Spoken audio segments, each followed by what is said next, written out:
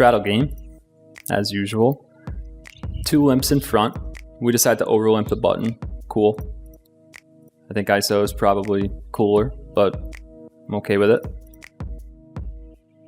We've got the big blind leading out, straddle calling, overcall from UTG limp, and we call standard. Standard turn call, fair enough.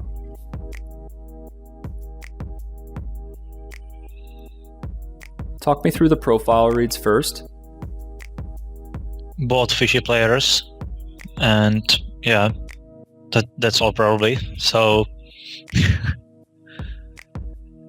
my thought was that fishy player bets 1/3 only on the river. I got trips and not much stack left, so decided to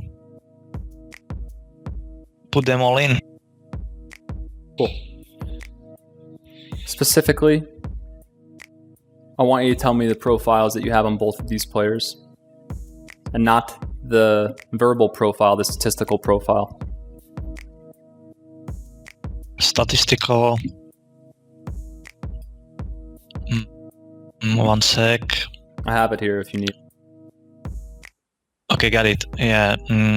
The first player, the one who bets 1/3 on the river, is 21-6 after 66 hands.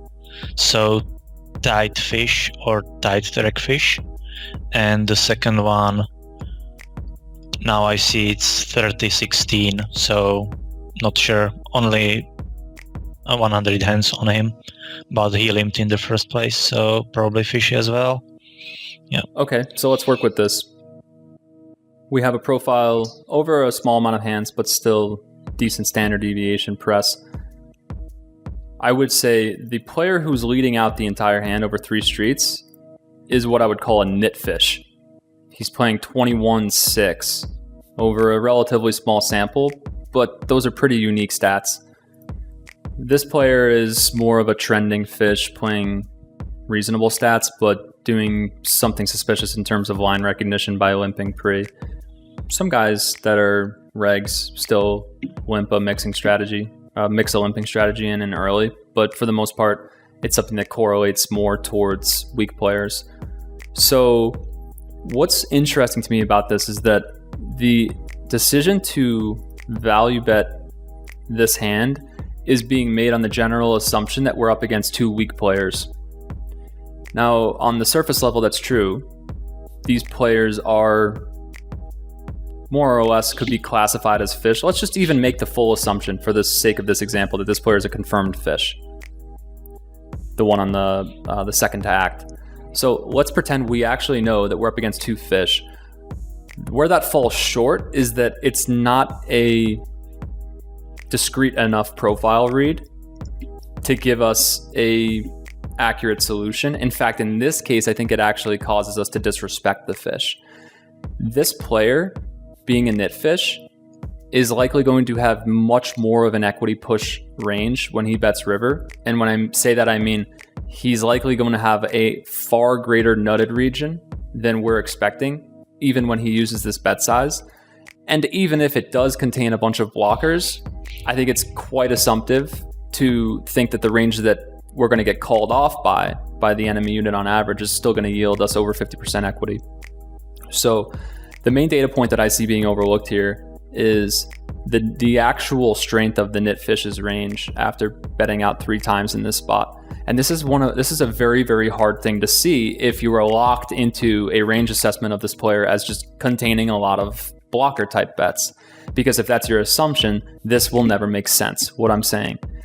What I'm trying to get underneath the skin of is the very assumption that this is a range that contains a high amount of blocks in this specific formation, multi-way, large pot. The danger in assuming that this contains a lot of blocker bets is that you're overextending yourself into what we could call an inconclusive zone. And it almost mimics the theme from the last hand, which is, why would we predicate an investment on something that is actually highly assumptive? At the end of the day, that's going to induce a high level of mindset volatility if it goes wrong, and even if it goes right, now we're going to be patting ourselves on the back for such a sick value bet in a spot where we never actually had any sort of tangible evidence as to what this player's range looked like.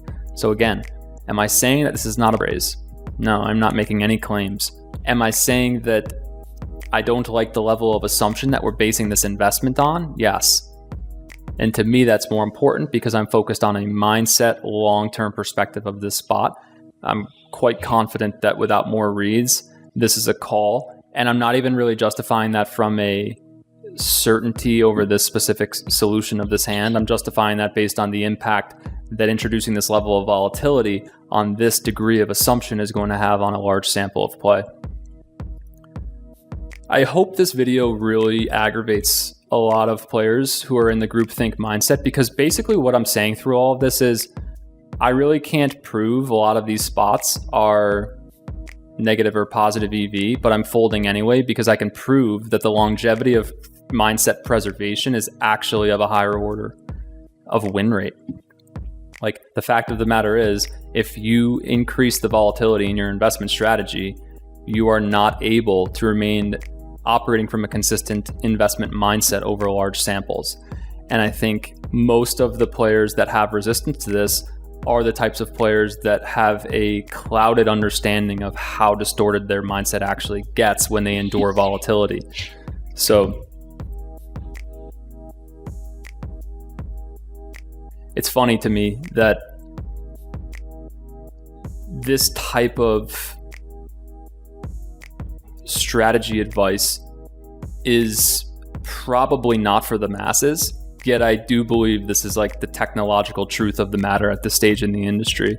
We've had enough iterations of how much the theoretical approach is overcomplicating and confusing and generating stress and distortion in hand.